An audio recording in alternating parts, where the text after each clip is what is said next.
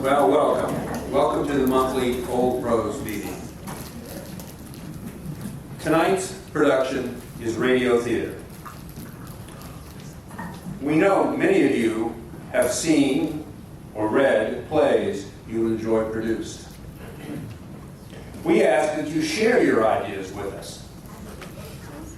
We are always looking for new material that can be done in an hour or less. This usually means a one act, something that doesn't require horses and chariots. You might say to yourself, I know a wonderful play that would be perfect for the Clubhouse 7 stage. We'd like to hear about it. Please tell us your idea. Also, we would love to have you participate by either producing, directing, or acting in that show.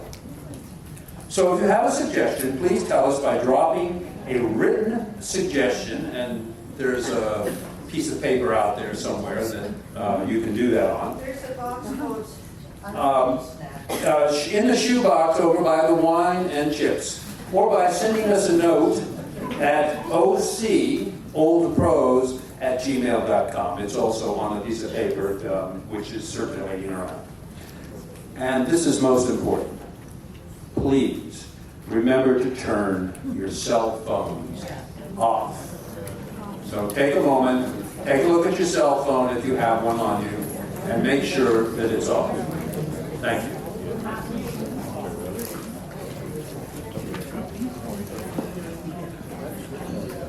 So tonight we have a special show. Telling stories is one of the oldest human activities.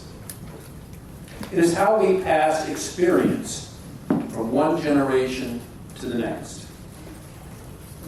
If you close your eyes for a moment, it is the end of the day. The sun has gone down. The remains of the evening meal have been cleared away. More wood is put on the fire. Sparks fly up into the night sky. Your distant relatives come closer to the fire for warmth and companionship. One by one, the elders rise and tell their stories to rapt attention. Stories of far-off places, their encounters with other tribes, they act out a heroic hunt in song and dance. In our recent past, with the dinner table cleared, we gather around the radio to listen to Gunsmoke, Suspense, The Lone Ranger, Fibber McGee and Molly, yours truly, Johnny Dollar, on the household zenith, the Emerson, the Philco. Tonight we'll hear 7 stories and a poem. 5 written by Howard Schneider, who lives here with us in the village, and 3 by Mazetta Moon. These stories will touch on your encounters, on our encounters, with each other, and will suggest memories past and present to all of us. So gather around and be prepared to be entertained. Thank you.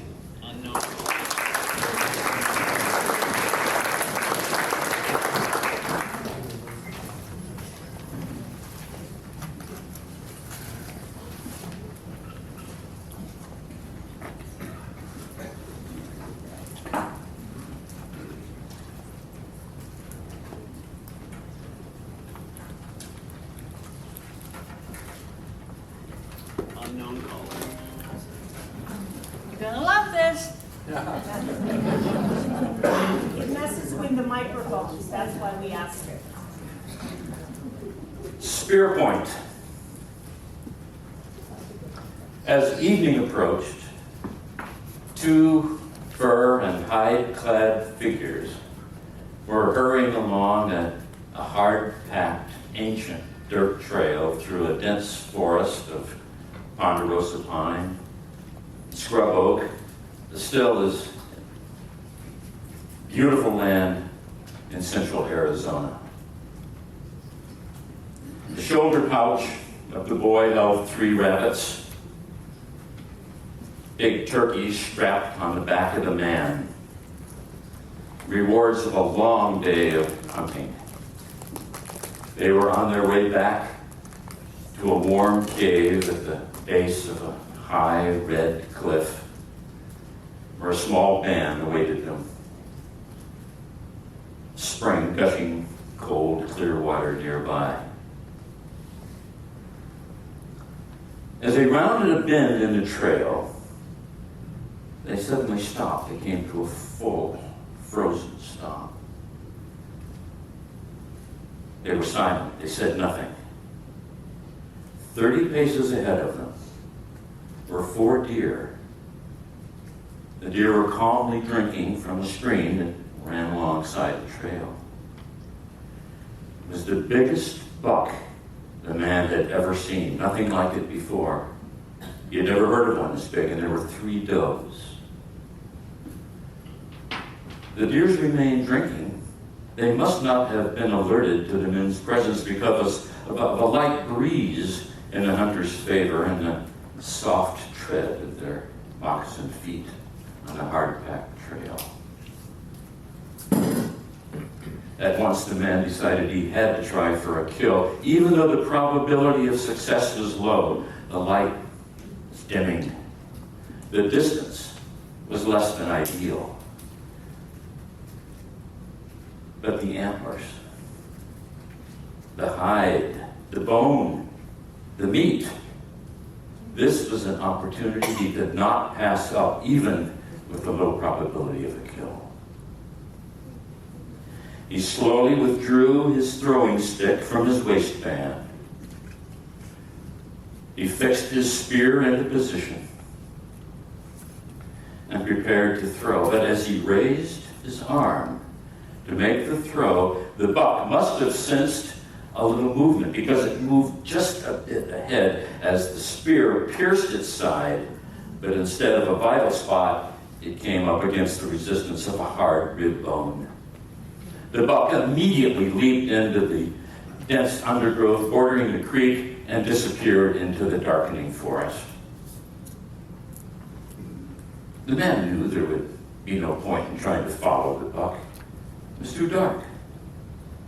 And the moon was probably not fatal anyway. So the man and the boy continued their trek with the anticipation that maybe the roasted rabbit and turkey would at least partially make up for the missed kill and the lost spear point.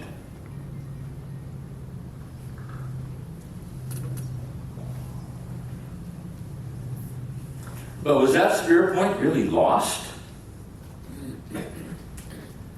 Thousands of years later, I was walking along a dirt road on the Walking Our Ranch. Road had just been recently graded. I was headed for an old Indian trail that would take me to the upper reaches of the Tonto Creek, where I would do a little fishing before breakfast. I got away like this 2 or 3 times a week before I got on with my job on a ranch of clearing the pastures of invasive thistle and sunflower plants. The stringers of big German brown and rainbow trout that I contributed to the camp's cook, an Apache woman named Rose, were always greatly appreciated. As a kid growing up in Arizona, I was an enthusiastic and dedicated rock hound.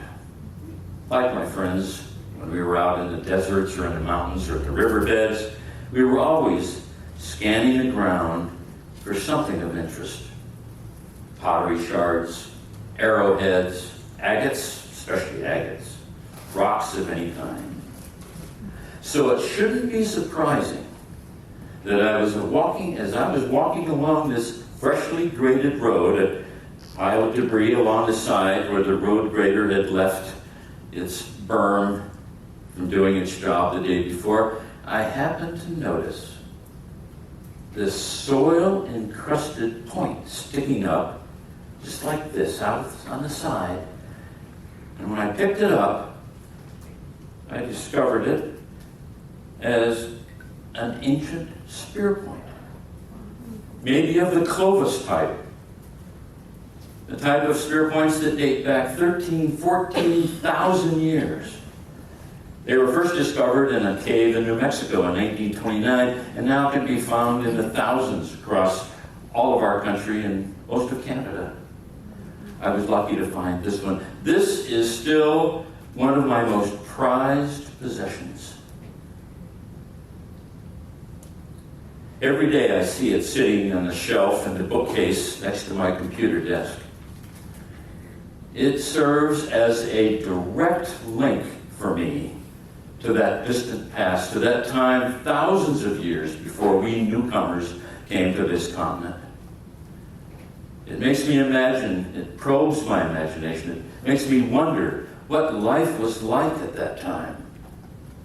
It even links me in some way to the man who may have used this to defend against enemies or to provide food for his family, how he must have fixed it onto a long oak shaft using wet deer hide strips wrapped, smeared with pine sap to secure it in place.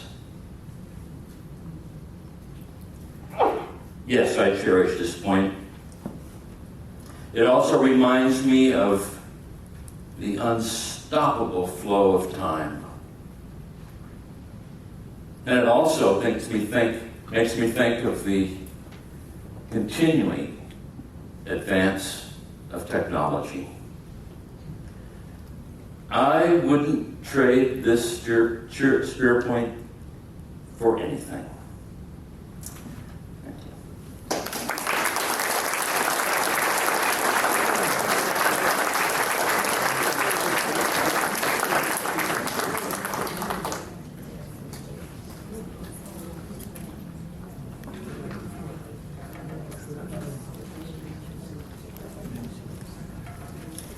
Snowbound. Oh, things got real bad after Zebulon died. Why, he just sat down one afternoon after chopping wood and never got back up. I guess his heart gave out after years of hard scrabble living. By then, the snow was nearly knee-deep, and nights were bitter cold. Some 2 weeks before, the guide who brought us this far refused to go any further, taking his team. Oh, he left the wagon and a few supplies after making a deal with Zebulon to take us farther once the snow cleared.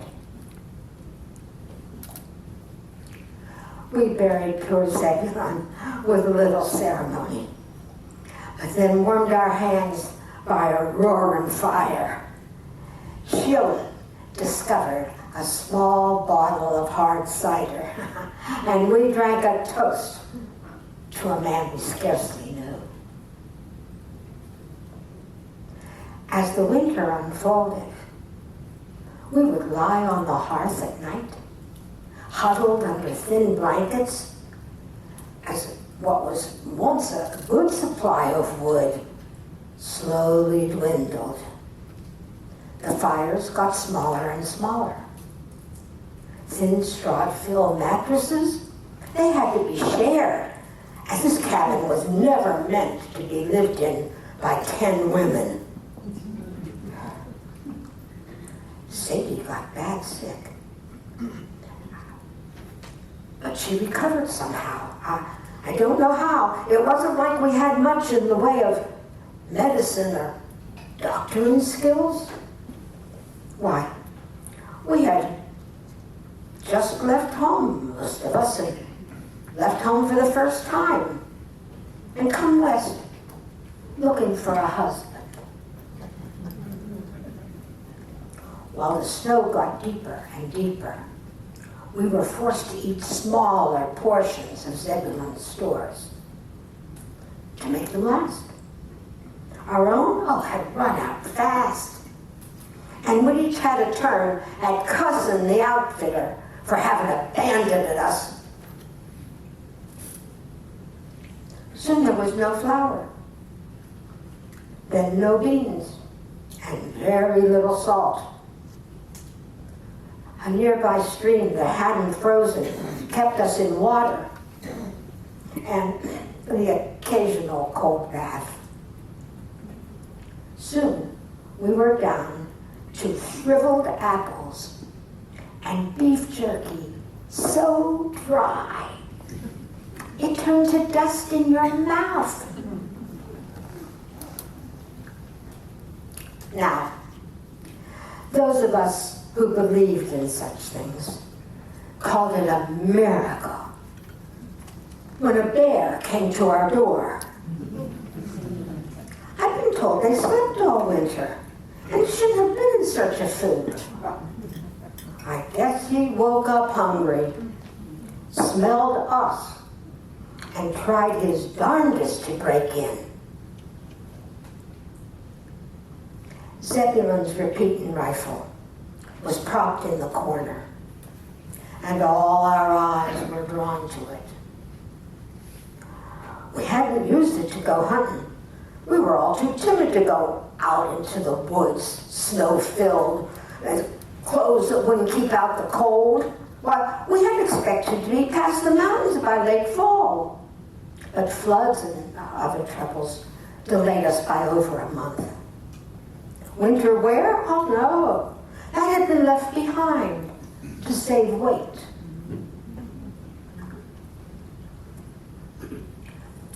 I'd watched my brother shoot back home.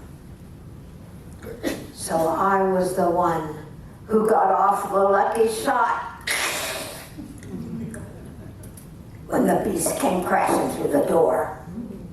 If I hadn't, it'd have probably ate us all. Ooh, it stank something terrible while we butchered and rendered him inside the cabin. But the meat and the tallow kept us alive, if barely, till the snow finally melted.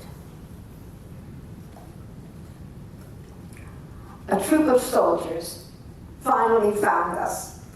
Oh, we were a sorry sight. Oh, knobby knees, elbows, ribs sticking out. We were a bunch of women who'd come west to be brides.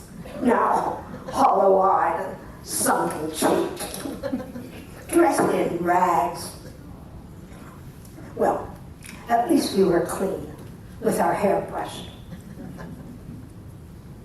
Within months, the others were all married. Some to our rescuers, the others to men in Portland. But during our ordeal, I had come to realize I wasn't the marrying kind. Raising a passel of kids, fussing with a man, it no longer appealed to me. After a short stay in Portland, I got a job cooking for a crew heading downriver to some place called Story. Oh, I wanted to live by the ocean. To dig clams, raise chickens, and never want for food again.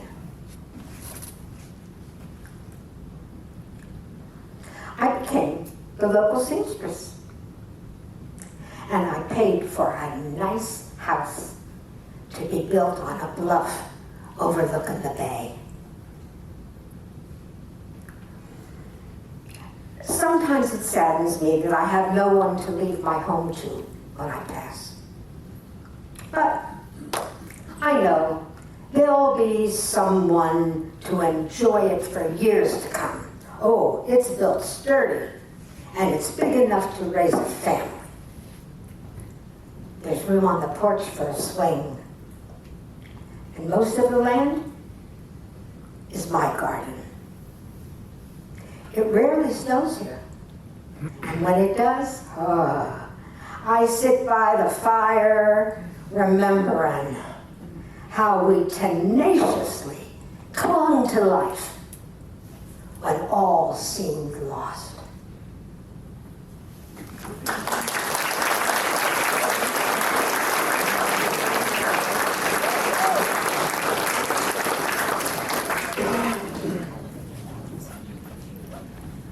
Tattoo. Well, I never meant to fall in love again. I'd already been kicked to the curb by romance so many times, I had a road rash around my heart. Oh, my tear ducts dried up like the Mojave after the last beast kicked me to the curb and left me for an emo girl with rainbow hair and a nose ring and bumps for boobs. My ears were tired of hearing excuses and platitudes, along with lies, deceit, double dealing. Oh, maybe I'm getting ahead of myself. What does this sob story have to do with a tattoo?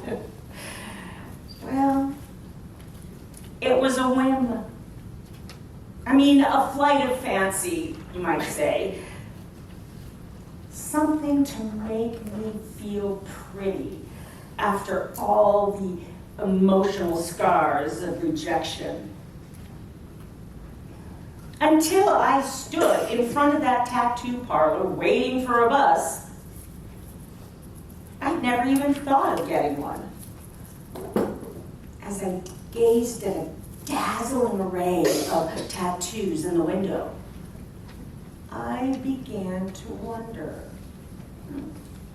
I wonder what style of ink would show my inner me.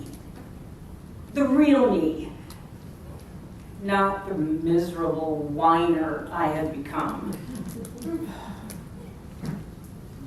A bell tinkled as I entered the doorway, and I entered a whole new chapter of my life. I had plenty of time to check it out. Someone else was in the chair, and I got quite a preview of what was to happen to me. Well, I stayed. And then I didn't run. And I watched with fascination as an artist plied his trade. When the other customer paid and left, well, then it was just us, the two of us. And I felt flop sweat in my pits. And my upper thighs were squeezed together, and I could hardly swallow. I was next. It was my turn. Do you know what you'd like? The bony, pale-skinned, bald-headed hipster inquired while cleaning his tools, and he was staring holes into me with his black eyes behind narrow glasses rimmed with electric blue. His ears were studded with all different sizes and shapes. He had both arms sleeve tattooed, and I caught myself wondering, I wonder what art's under those tight jeans. Oh, embarrassed by my hormonal urgings, I managed to stammer, I'm not sure. I was hoping you could help me decide. Something wonderful. Maybe even something you've never done before. I want you to look inside me and draw what you see. His eyes narrowed. His lips pursed. His head reflexively shook a nib. Can't do that. I don't want to get sued if you don't like it. How about we start with something simple? A butterfly. The flower. This is obviously your first one. Maybe reaching for the sky could lead to a big crash. I pouted. I almost cried. I mean, I felt embarrassed that I was so easily crushed by any type of rejection. I watched his face slowly turn from grim to smiling. And my heart did stuff I hadn't felt in a long time. Okay, I'll draw on you freehand. But dinner first and sex.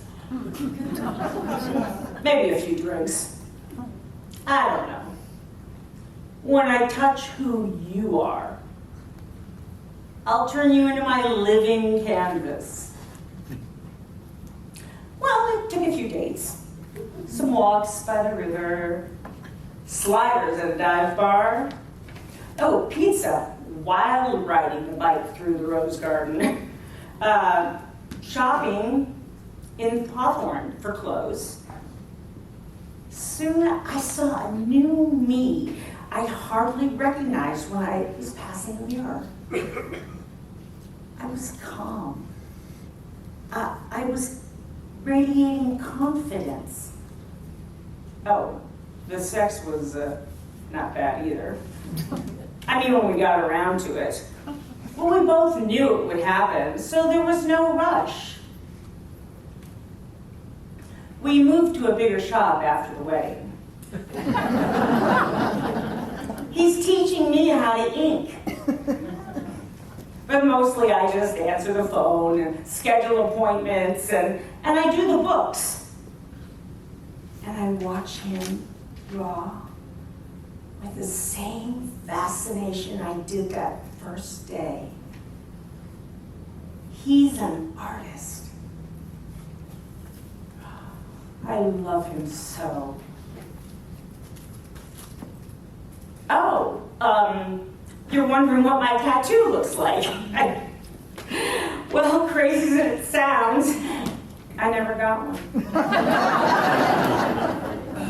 He says nothing he could ever do on the outside would ever make me any more beautiful than I am on the inside.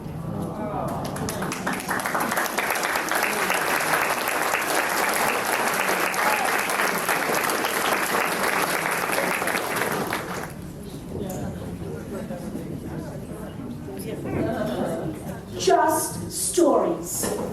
Zolka, where are you? The kitchen, where else? Your husband needs to talk to you. Oy, I'm out of breath from running up these flights. What, suddenly you tell me that you need to talk to me? This is different. It's important. What's so different? I'm a murderer. A murderer. Oh, Marks, what have you done now?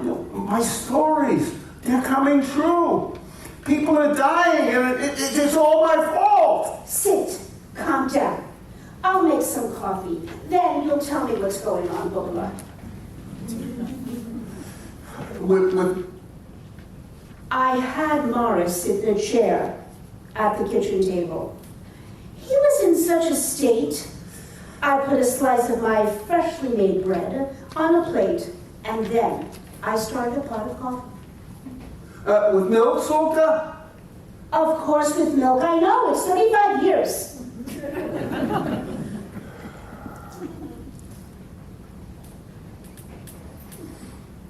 We sat in silence for a while, drinking our coffee, waiting for the right moment. Finally, I said, the endings of my stories, they're happening in real life. It's in the newspapers, even on the radio I hear about them. That's impossible, Morris. You write fiction. Life it's not real life. That's what I always thought. Now, what's happening is like my stories. Like what? Like last week, The woman who fell on the tracks at the 9th Avenue station and got killed by the train to Coney Island? That was in my story, A Bad Hand, published in Writers Magazine last year. That was a coincidence. Accidents like that happen all the time. You're being paranoid. That's only one example. There's more. There's more? There's more. What more? The story I wrote 2 years ago about the anthropologist that went to the Amazon to study that remote tribe. Remember? I should remember everything that you write. What about it? It was in the news today. He was killed, and in the same way I wrote, the same way. The cannibals he was studying had him for dinner. And that's not all. Morris, you're getting hysterical. Calm down. That tribe didn't read your story. It's another coincidence, honey. I'm telling you, there's more. Like you wouldn't believe. More what?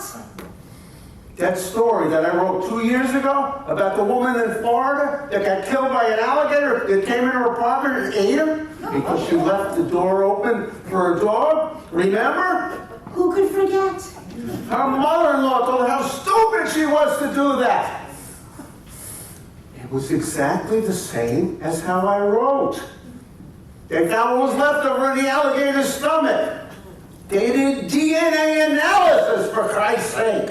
Now you have alligators reading your story. You think they subscribe to that magazine too? I don't think so, Morris. Get a hold of yourself. You're overreacting.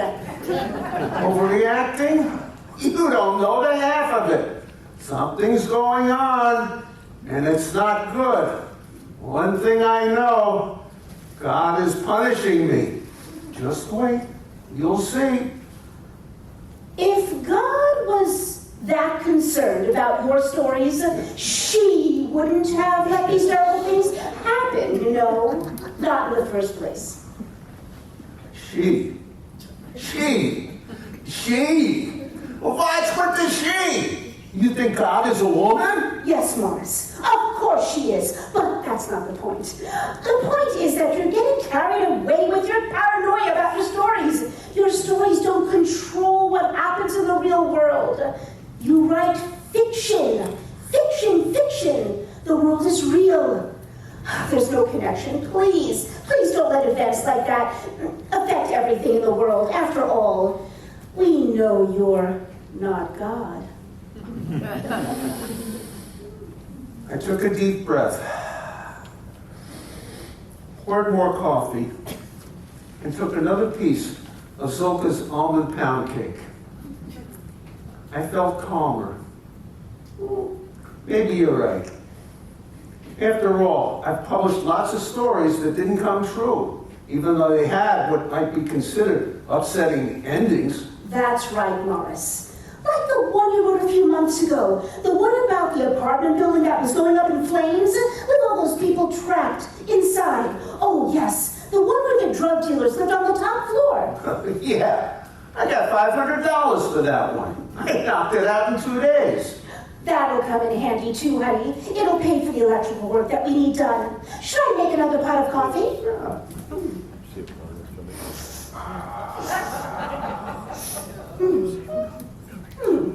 Let me open a window. Do you smell smoke? Oh my God!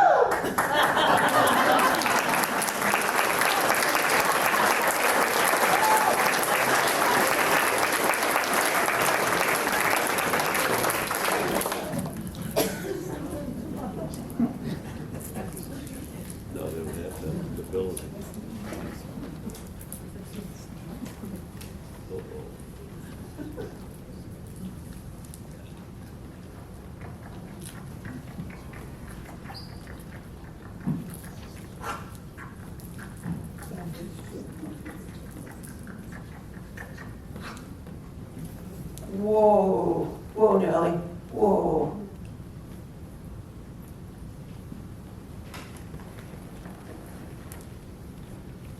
Stagecoach.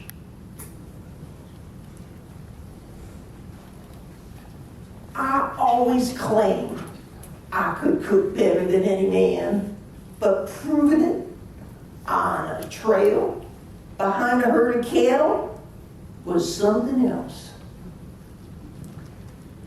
In my opinion, most of the tobacco-chewing, pot-bellied slobs serving swill and beans to drovers should have been jailed for lying about their skills. Even their coffee tasted like swamp water. But mine tasted like the nectar of the gods. Word got around about my coffee, but women don't go on cattle drives.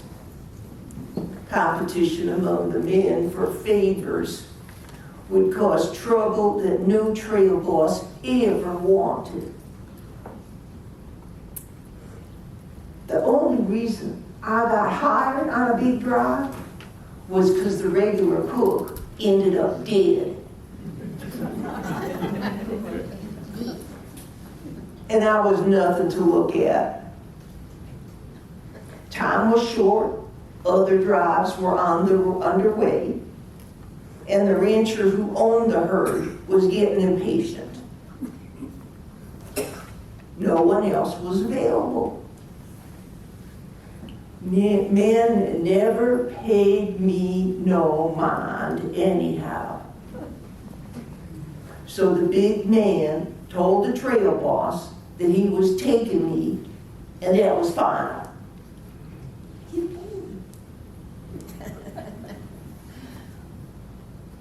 Ugly as sin. That's what they would say of me. Skinny hips, stringy hair, a face that looked like old dried leather.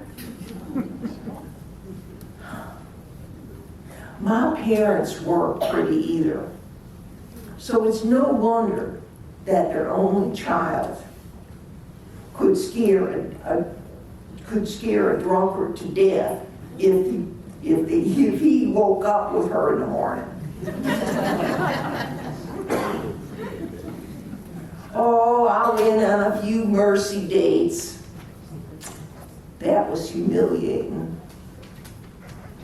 The experience convinced me that using my cooking skills was the way to a better life. Marrying for any kind of security, out of the question. I was on my own.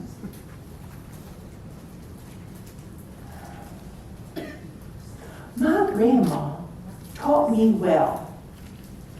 She taught me how to accept things the way they are.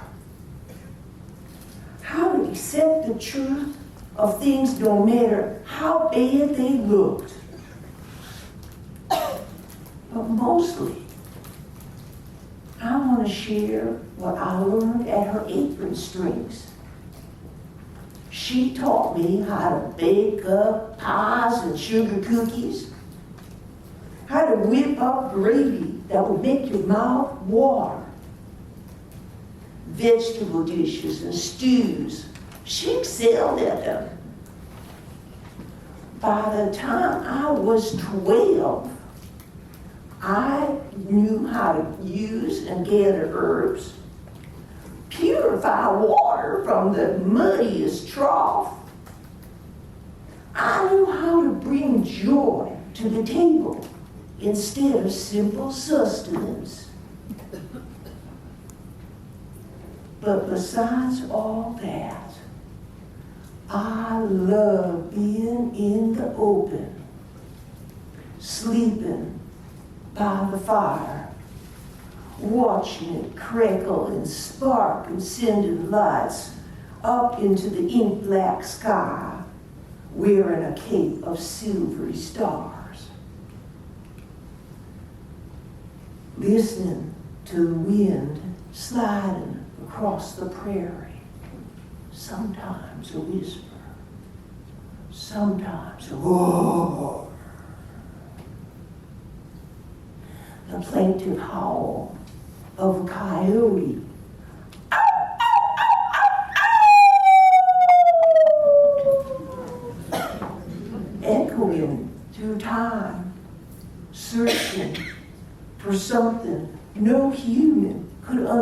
hand. I loved trailing behind in my wagon,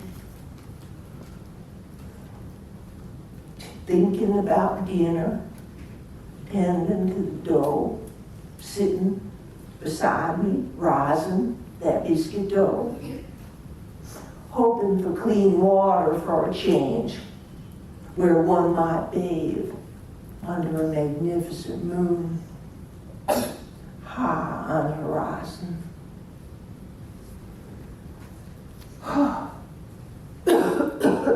That incessant dust made my linens dirty, but those linens protected my wares and were easily washed at night, being hung by the fireside after a grueling day.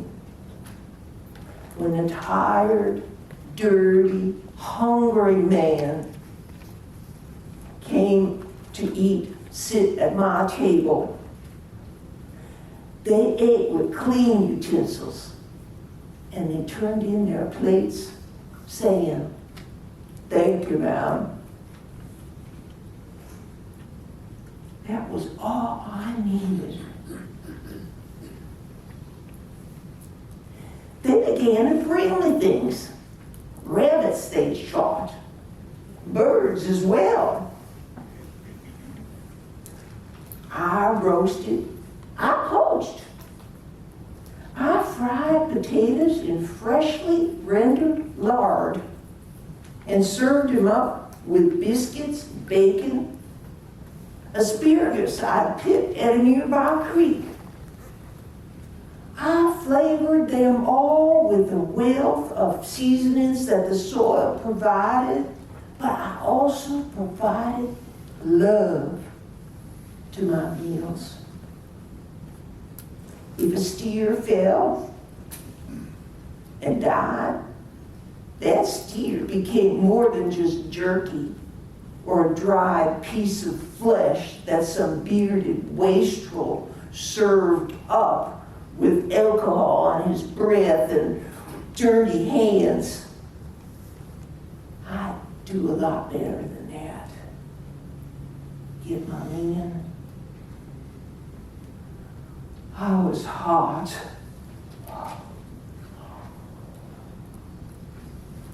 I was cold. I reveled. I felt wonder as fierce storms raged across the prairie. There were moments when I thought all was destined to fail, but I never wavered. I stayed in the back, believing that the men would return at the end of the day, their hats in hand, asking if they could please sit and partake of my providence, while the sun painted glory in a wonderful sky.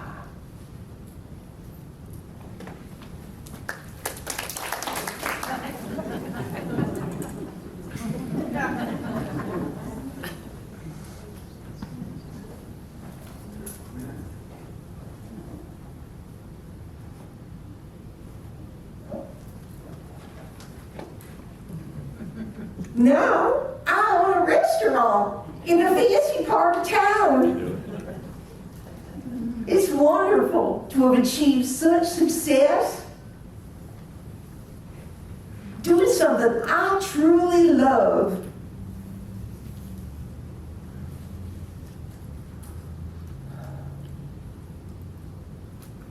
But I would give it back in a moment. For those nights on the trail where the universe unfolded without caring that we were there, listening to the cattle lowing, feeling the air cleansing my skin. dreaming about tomorrow, where one trail ends and a new journey begins.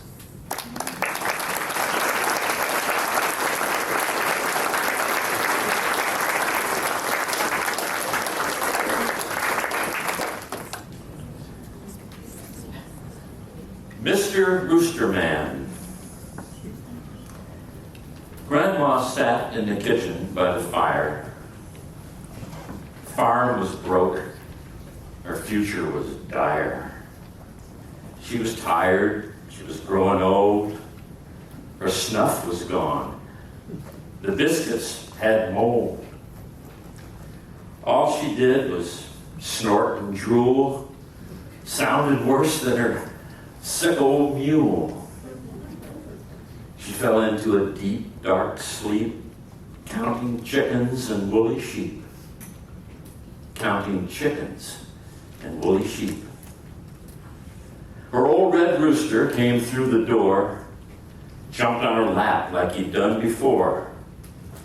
Wake up, lady, and listen to me. I've got some advice, and it's all for free. The hens are hungry, eating dried up dregs. So damn weak they can't lay eggs. You gotta go out and give them food. They'd show nothing but gratitude. They'd show nothing but gratitude. Grandma opened her eyes real big, saw a red rooster doing his jig. Rooster, rooster, get away from me. Your feet are ugly, and you smell like pee. You want some chow, and you want a hen. You're just like all the rest of you men. You're just like all the rest of you men. Lady, oh lady, that ain't what I mean. It's what I know and what I've seen. The hens are hungry. They won't lay eggs. They can't even stand on their own two legs. They're eating red dirt and dried up grass. Lady, you gotta get off your ass. You gotta go out to the chicken run, 'cause you'll need them eggs when the tax men come.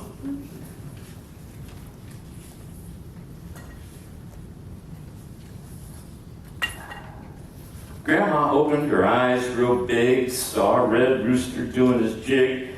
Oh, sorry. Rooster, rooster, rooster, get away from me. I already said that. Lady.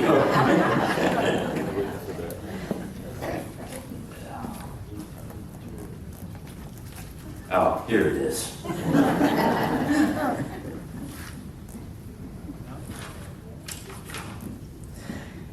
Grandma saw the wisdom of his plea and said, "Thanks, Mr. Rooster, for warning me." She shoved him off and jumped to her feet. She had to find grain for the hens to eat. She checked the pantry and made a score. She ran with a bag in hand. She ran out the door. With a bag in hand, she ran out the door. She gets out to the coop by the tree and she opens up the gate with a skeleton key. She said, "Hey, hey, chickens, come to me. Here's some feed, but it ain't for free. Now listen up good, and I mean it too. I need some eggs for the tax that's due. Time's running out, so don't delay. Just do what I say and do it today. I want them eggs, for the day is gone, and it ain't gonna help to call Amazon. So you better pay mine to your rooster man, 'cause it's either that or the frying pan. 'Cause it's either that or the frying pan."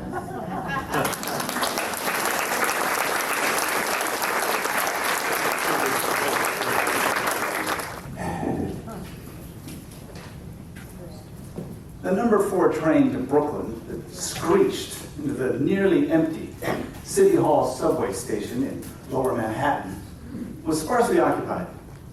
Not unusual for that time of night. Angie and I entered the end car. We wanted to be near the stairs, near the Atlantic Station exit, where we would take the R line and home to our cozy third-floor walk-up in Park Slope. We took seats across from an elderly, well-dressed gentleman who was holding an old leather-bound book up close to his face. His lips silently formed each word. I couldn't help but notice the title, Letter to Minucius by Epicurus. I recall from my college days it being about man's morality and pursuing pleasure and avoiding pain, or something like that. 2 seats to the man's left, a teenage kid appeared to be sleeping. His red Adidas shoes were boldly thrust out into the empty aisle. A hoodie obscured his dark face. To our right, an attractive young girl was attached by wire to a little device clutched in her delicate hands. Her head bobbed and her foot bounced to music only she could hear. 2 seats beyond her, a middle-aged ponytailed woman was writing sporadically in a spiral notebook. She alternated between jotting down words and staring into the darkened window across from her. At the far end of a row of empty seats, a young couple sat entwined in each other's arms, seemingly oblivious to anyone else in the car. At Bowling Green, the last stop before entering the tunnel under the East River, a disheveled elderly woman entered and took a seat close to the rear door. She muttered quietly and held onto a grimy cloth shopping bag. The train accelerated as it descended deep into the tunnel and quickly reached top speed. But after a short distance, it slowed and came to an abrupt halt. The riders stopped what they were doing and looked around, and then quickly returned to their solitude, no doubt assuming just another minor delay, not uncommon on New York's subway system. A moment later, a scratchy, overly loud announcement blasted over the ceiling speaker. Due to construction debris on the track, there will be a 30-minute delay. Please remain seated.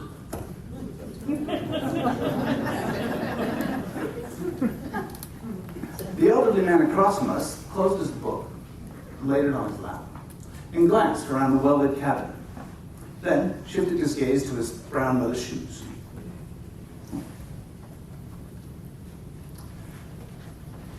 The teenage kid sat straight up, tucked his legs in, and slowly surveyed his fellow passengers.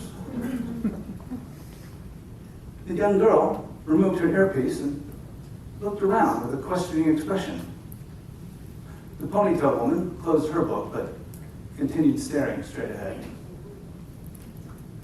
The couple at the far end unwrapped themselves from each other, peered down the aisle and looked at everyone with their dark eyes, and then looked back to each other.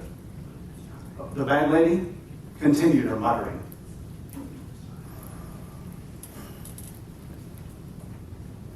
After about 5 minutes of eerie silence, the ponytailed woman began to quietly hum, perhaps without even realizing it.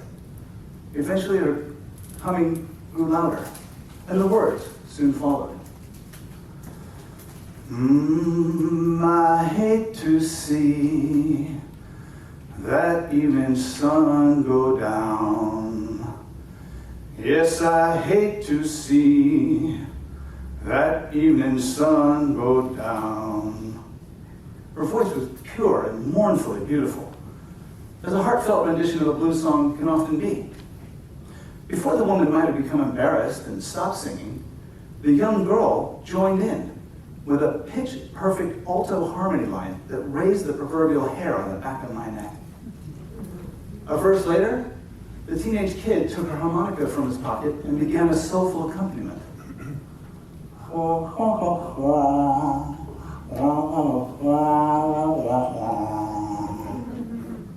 Suddenly, the muttering old woman stood and started swaying in a slow dance so graceful and alluring, we all stared in disbelief. As the music continued and then repeated, the old man rose from his seat, laid aside his precious book, and made his way over to the dancing woman.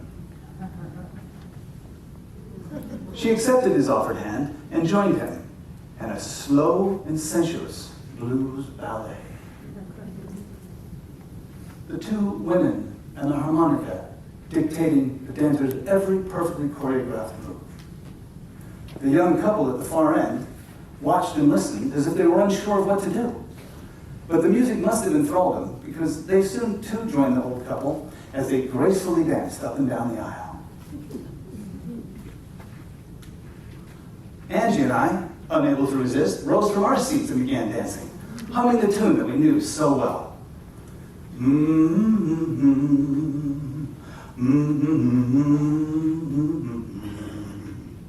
The tempo changed from adagio to allegro, matching the beat of the young girls tapping foot. Oh, I hate to see that evening sun go down. Yes, I hate to see that evening sun go down. 'Cause it makes me feel like I'm on my last go-round. A sudden jolt indicated that the train was starting up again. The tracks had been cleared. As the train came to life, the music stopped and the dancing ended. Seats were retaken and eyes once again averted. Back to normal on the late-night train to Brooklyn.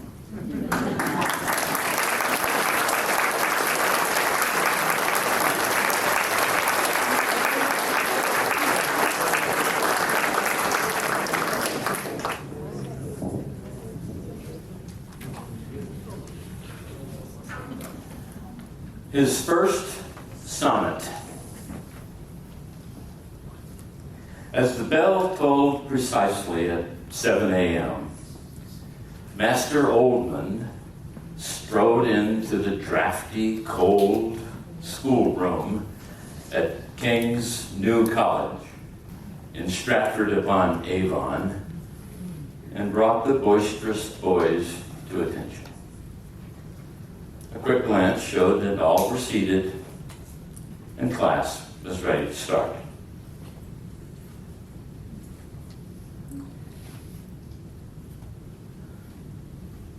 Your assignment today was to write a composition on a worthy life goal.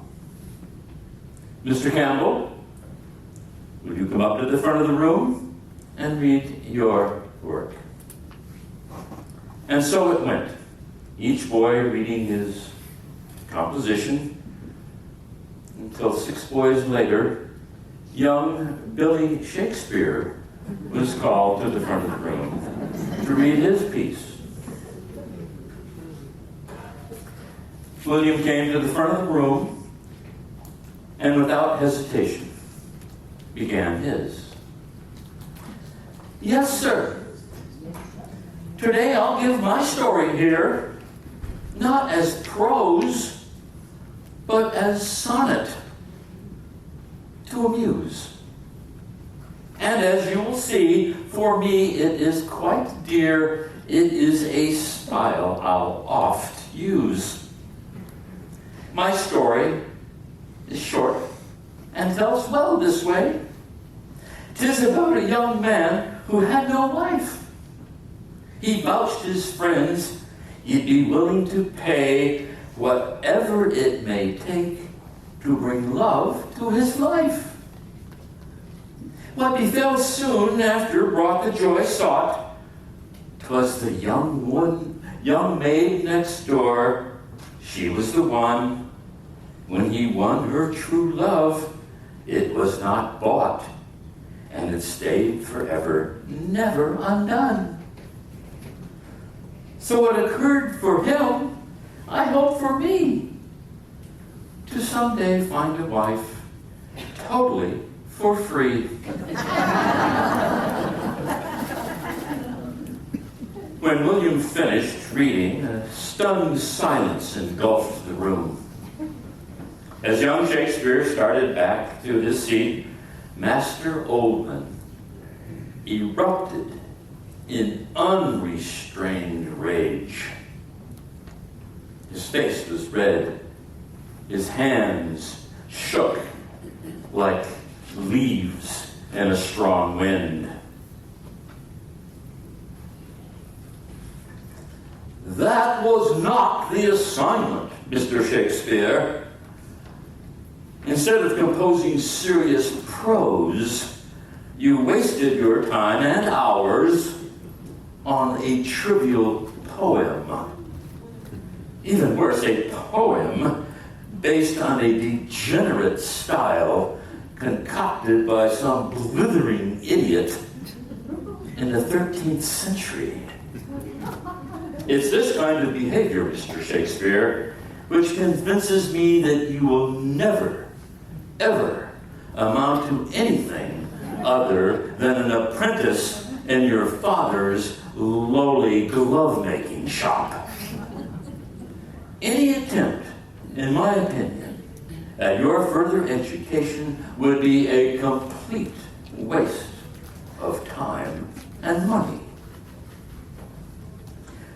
But William barely noticed the blustering hostility of Master Oldman as he sat at his desk, his head bent low over his slate, where he was scribbling out a plot for some ancient Celtic king and his 3 daughters.